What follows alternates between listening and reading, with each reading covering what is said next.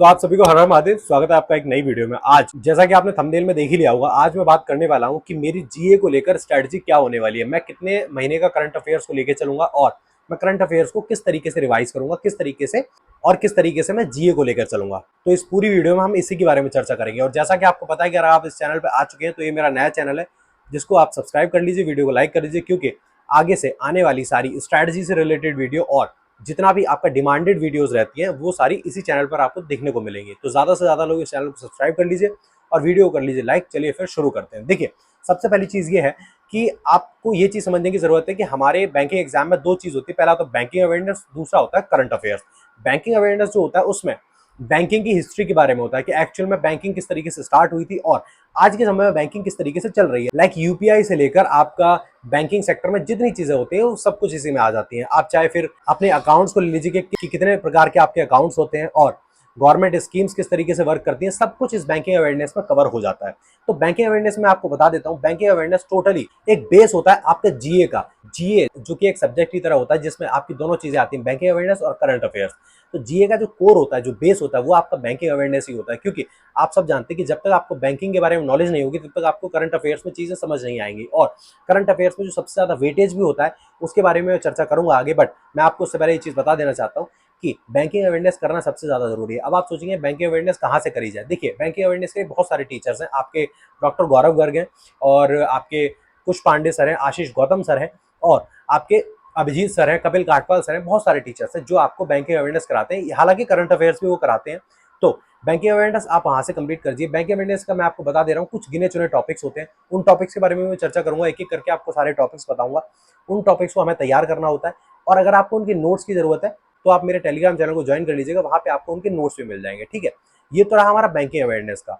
अब हम लोग बात करते हैं करंट अफेयर्स की। करंट अफेयर्स भी हमें कितने महीने से लेके चलने चाहिए। मैं आपको सजेस्ट करूंगा कि आपको करंट अफेयर्स मई से लेके चलने चाहिए। देखिए, वैसे करंट अफेयर्स 8 से 10 महीने का भी कम पड़ जाता है, लेकिन आप सब जानते हैं कि हर सब्जेक्ट की अपनी डिमांड होती है। अगर आप पूरा समय एक ही सब्जेक्ट में दे देंगे तो बाकी सब्जेक्ट को आप कब तैयार करेंगे। हर सब्जेक्ट को एक लिमिटेड टाइम दीजिए और उसी हिसाब से उस सब्जेक्ट पे काम करिए। करंट अफेयर्स यानी कि जो आपका जीए का जो सब्जेक्ट होता है उसको आप इतना मान के चलिए कि अगर वो 50 नंबर का आ रहा है तो मेरा टारगेट ये होना चाहिए कि मुझे 30 नंबर यहाँ से निकालने, बात खत्म। 30 नंबर के लिए मुझे एक राइट अप्रोच पता होनी चाहिए। मुझे ये पता होना चाहिए कि मुझे कितना कंटेंट कंज्यूम करना है। ये नहीं कि मैं आलतू फालतू कंटेंट कंज्यूम करता चला जा रहा हूँ और मुझे होश भी नहीं है। इस तरीके की हरकत आपको बिल्कुल नहीं करनी है। तो इसी को लेकर मैं आपको समझाता हूँ कि देखिए, आपको करंट अफेयर्स केवल मई से लेकर चलना चाहिए। और अब आपके पास केवल एक ही रास्ता है कि आप मई से वीकली करंट अफेयर्स की पीडीएफ उठाइए, उनको आप रिवाइज करिए। उसके बाद फिर उनके एमसीक्यूज फॉर्म में जो क्वेश्चन है उनको लगाइए। एमसीक्यूज के लिए आपके पास बहुत सारे ऑप्शन हैं, आप कहीं से भी लगा सकते हैं। अगर आपको ये भी जानना है कि मैं किस ऑनलाइन प्लेटफॉर्म से ये एमसीक्यूज और ये जो आपकी पीडीएफ्स हैं उनको पढ़ रहा हूँ, तो मैं आपको बता दे रहा हूँ कि मैं जो है वो अफेयर्स क्लाउड से इन सारी चीज़ों को लेकर चल रहा हूँ। ठीक है, अब मैं आपको थोड़ा सा समझाता हूँ कि करंट अफेयर्स आपको मई से लेने की क्यों जरूरत है। देखिए, आप मान के चलिए कि आपका आईबीपीएस पीओ मेंस का एग्जाम जो है वो 13 सितंबर को लगा हुआ है। मान के क्या चलिए, कंफर्म ही है। ठीक है, 13 सितंबर को एग्जाम है, यानी कि सितंबर, अगस्त, जुलाई, जून एंड मई, यानी कि 5 मंथ्स। देखिए, 5 मंथ्स करंट अफेयर्स इनफ है। क्योंकि आप खुद सोचिए, आप 5 मंथ्स का ही कर लें वही बहुत है। आप एक चीज समझिए, कंटेंट ज्यादा कंज्यूम करने से आपके मार्क्स ज्यादा नहीं आएंगे। कंटेंट राइट अप्रोच में और कंटेंट ऐसा कंज्यूम करने से जो आपको याद रहे, उससे आपके नंबर आएंगे। ठीक है, कहने के लिए तो मैं भी कह सकता हूँ कि भैया 8 महीने का कर लो, मुझे क्या पड़ी है, करना आपने, मेरा क्या जा रहा है ना। बट वो सेंस नहीं बनाता ना। आप मेरे पास आए, मेरी वीडियो देख रहे हैं, इसका मतलब आप जानते हैं कि मदन भारद्वाज आपको जो भी चीज बता रहा है वो कुछ ना कुछ सोच समझ के बता रहा है। तो इस चीज को आप ध्यान में रखिए। केवल आपको 5 मंथ्स का करंट अफेयर्स लेके चलना है। आप वीकली पीडीएफ से रिवाइज करिए। अब हम लोग थोड़ा करंट अफेयर्स में और अंदर तक घुसते हैं कि भाई करंट अफेयर्स किस तरीके से करने, क्या क्या चीजों को ज्यादा इंपॉर्टेंस देनी है और क्या क्या चीजों को कम इंपॉर्टेंस देनी है। ठीक है, तो चलिए फिर शुरू करते हैं। देखिए, ये रहा हमारा डेटा। मैंने आपको बताया था कि मैं अफेयर्स क्लाउड से पढ़ता हूँ, तो मैं आपको थोड़ा सा डेटा के बारे में नॉलेज दे देता हूँ। वैसे मैं इसकी जो पीडीएफ्स हैं उनको मैं ग्रुप पे शेयर कर दूंगा। देखिए, आप इसमें बहुत अच्छे से देख सकते हैं कि इस डेटा में आप देखिए सबसे ज़्यादा इंपॉर्टेंस किस चीज़ को दी गई है। नेशनल अफेयर्स को आप देख रहे हैं 32%, नेशनल अफेयर्स। बैंकिंग फाइनेंस आपका 16%, लाइक 17% मानिए। इंटरनेशनल अफेयर्स आपका 7%, static banking 7%, static GK 5%, awards and recognition आपका 5%, साइंस एंड टेक्नोलॉजी 5%। अब आप एक चीज समझिए, देखिए इस तरीके से आपके नीचे सारा दिखा हुआ कि कितना कितना कौन कौन सी चीजें अपना परसेंटेज का वेटेज रखती है। अब आप एक चीज समझिए, अगर आपका टारगेट ये होगा कि आपको 50 में से 30 मार्क्स चाहिए, तो आपका वेटेज सबसे ज्यादा आपको कहाँ लेकर जाएगा। National affairs, banking finance, international affairs, static GK, static banking and awards and recognition. अगर आप इतना कर लेते हैं आपके लिए सफिशिएंट है। देखिए मैं आपको वही अप्रोच बताऊंगा जिसमें आपका फायदा हो, जिसमें आप कम टाइम में ज्यादा चीजों को कंज्यूम कर सके, आप अच्छे नंबर्स ला सके। मैं आपको ये भी बोल सकता हूँ कि आप ये सब कुछ करिए, बट आप समझ सकते हैं जिसका वेटेज केवल 0.27 0.82% हो, अगर आप उस सबको करेंगे तो आप बाकी सब्जेक्ट को टाइम देंगे। भाई आपको मेंस निकालना है, ना कि आपको जीए में धुरंधर करनी है। समझ रहे हैं आप मेरी बात? इसीलिए मैं आपको बोल रहा हूँ कि जो जो ज्यादा वेटेज रखने वाले टॉपिक्स है केवल उन्हीं को उठाइए, उन्हीं पे ज्यादा टाइम प्रैक्टिस करिए।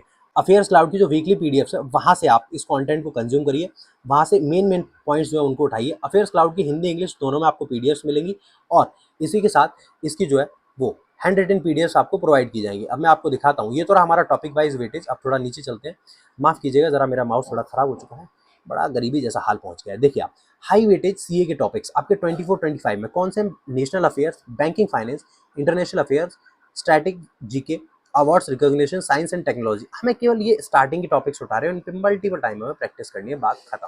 क्योंकि आप सोच के चलिए प्रैक्टिस क्या मतलब, मल्टीपल टाइम रिवीजन करना है। अगर आप इन सबको उठाएंगे, अगर आप नीचे तक जाएंगे तो आप बहुत ज्यादा परेशान हो जाएंगे। आप खुद सोचिए, ये आपके सबसे ज्यादा वेटेज वाले टॉपिक्स हैं, इनको आप उठाइए, इनकी आप तैयारी करिए हद से ज्यादा, बस इससे ज्यादा आपको कुछ नहीं करना है। और यही सेम स्ट्रेटजी मेरी करंट अफेयर्स को लेकर होने वाली है। उसके बाद ये तो रही हमारी करंट अफेयर्स की स्ट्रेटजी, किस तरीके से हमें करंट अफेयर्स लेके चलना है, हमें किस किस टॉपिक को कितना कितना वेटेज देना है। बट अब हमारी बात आती है कि हमें बैंकिंग अवेयरनेस किस तरीके से करना है। बैंकिंग अवेयरनेस के लिए मैं आपको बता दे रहा हूँ कि मेरे पास पीडीएफ पड़ी हुई है, वो मैं आपको टेलीग्राम चैनल पे अपने शेयर कर दूंगा। आप उन पीडीएफ से उठाइए, उनसे आप उन जो मेन मेन पॉइंट्स उनका रट्टा मारिए, अच्छे से उनको रिवाइज करिए, आपका काम हो जाएगा। आपको कुछ एक्स्ट्रा करने की जरूरत है ही नहीं।